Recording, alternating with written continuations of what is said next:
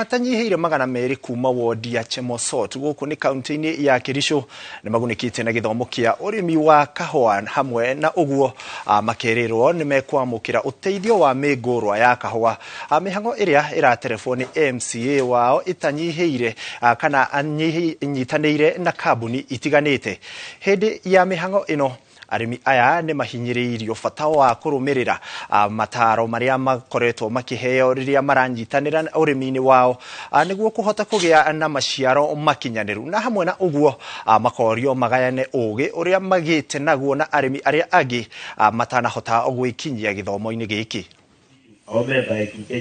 Pata mafundisho kutoka trainers ambao tumepata from the county government ambao wameweza kutupatia training kuhusu kahawa na faida yake na vile pia inaweza kukuzwa mpaka ikakuwa mimea ambayo inakuwa faida. Tumepata pia leo kujifundisha kwa sababu wakati wanaingia kwa kahawa wakulima wamekaa wakasema tunataka pia kuweza kuanzisha cooperative society eneo hili ambayo tutaweza pia kuuza mazao yetu kwa kutoka kwa kahawa, na mekaa chini tukasema maybe tutajaribu kuleta karibu 2,000 seedlings ambayo inaweza kuwasaidia kuanza. Nimekuja kuwafunza wakulima na wamefurahia. Nimeguzia jinsi ya kuistawisha kahawa sehemu hii na wako na ari wanataka kuistawisha kahawa na wako na furaha. Nimewafunza jinsi ya kupanda kahawa kutoka mwanzo mpaka wakati wa kufuna.